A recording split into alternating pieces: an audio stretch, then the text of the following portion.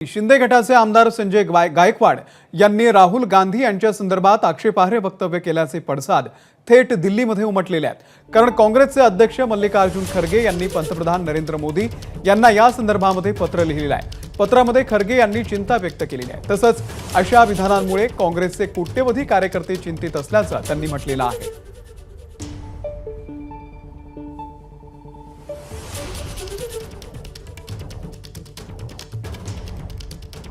तर शिंदे गटाचे आमदार संजय गायकवाड यांनी राहुल गांधी यांच्या संदर्भात आक्षेपार्ह वक्तव्य केलेलं होतं आणि आता त्याचे पडसाद दिल्ली दरबारी सुद्धा उमटलेले आहेत। कारण काँग्रेसचे अध्यक्ष मल्लिकार्जुन खरगे यांनी पंतप्रधान नरेंद्र मोदी यांना या संदर्भात एक पत्र लिहिलेलं आहे।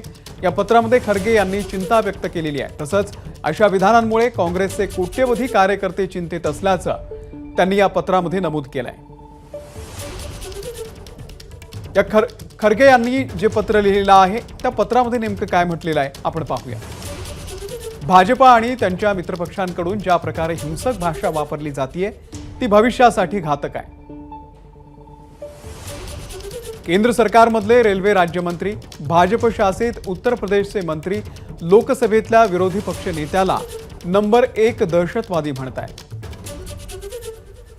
महाराष्ट्रामध्ये आपल्या सरकारमधल्या मित्रपक्षाचा एक आमदार विरोधी पक्ष नेत्याची जीप छाटणाऱ्याला 11 लाख रुपयांच्या बक्षिसाची घोषणा करतोय। दिल्लीत एक भाजपचा नेता आणि माजी आमदार त्यांची अवस्था आजी सारखी करण्याची धमकी देतोय। काँग्रेसचे कोट्यवधी कार्यकर्ते आणि नेते या संदर्भात चिंताग्रस्त आहेत।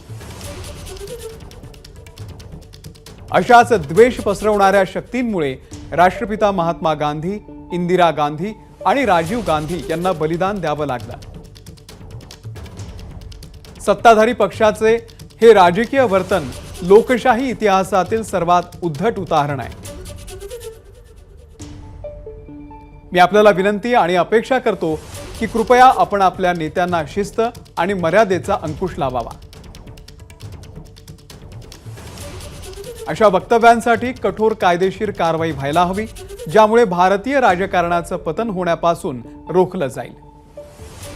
खरगे यांनी हे मोदींना पत्र लिहिलं आहे। एबीपी माझा, उघडा डोळे बघा नीट।